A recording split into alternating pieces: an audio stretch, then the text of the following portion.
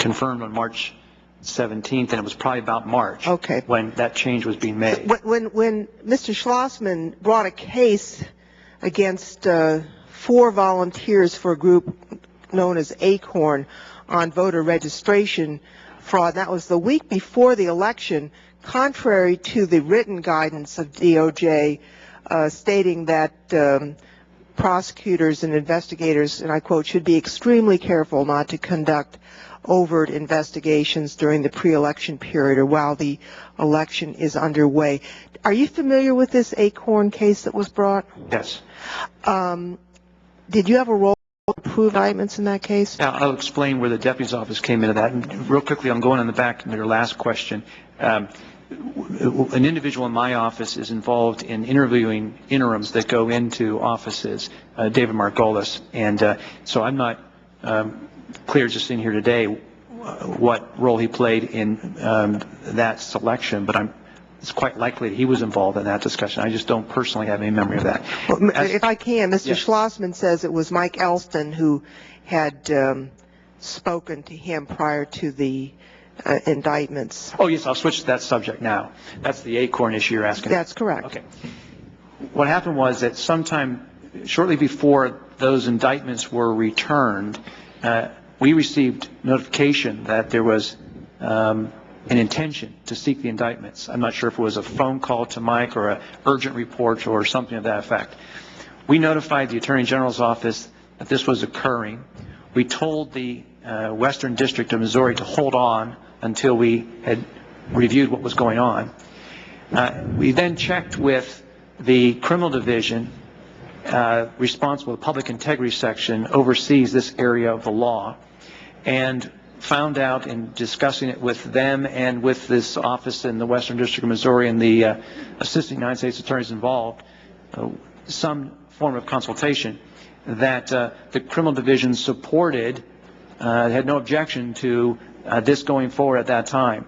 And therefore we informed the Attorney General's office of that effect, and we're told that there was no objection or to the case being sought. What about the policy of the department that opposed bringing these indictments? Did you consider that? Well, that's what we looked for when we consulted with the criminal division. The people who are responsible for developing that policy and overseeing that policy are the public integrity sector folks in the criminal division. And those same folks who established that policy and police it were the ones that said that this did not violate that policy and that it could be done. And once we were aware of that, we had... Are you aware that Mr. Schlozman has now told the Senate that that he wants to clarify that neither that the public integrity section never directed or advised him on this case? Well, as best I know, this issue is he's... That's what we've been told. Right. Well, it's a question of the word. I believe there's some communication about using the word directed versus seeking the advice. Well, it said directed or advised is what he said. Well, advised there I think may also be a question of whether or not he was being prompted to or advised to do something proactively as opposed to consulting and getting the input from that office, because I'm pretty confident that the office... Well, if I could, because that's contradictory to what we've been told, and if we could follow up in writing on this, I think that would help.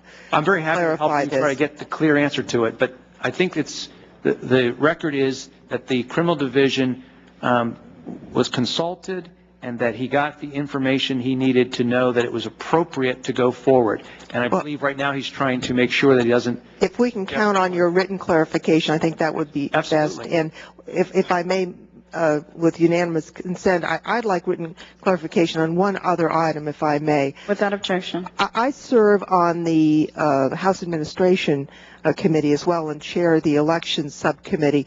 And we have been exploring with the Election Assistance Commission various communications between the Department of Justice and that commission, and have come across an email between Hans von Spakovsky, formerly of the DOJ, about a deal that he believed he made with the EAC on how the DOJ would consider changing its position on whether voters could vote or not. And I'd like to know whether it was practice for the DOJ to make deals about the proper interpretation of laws, and whether this deal was brought to your attention. And I will submit the emails to you for your written response, seeing that my light is on, and I thank the gentlelady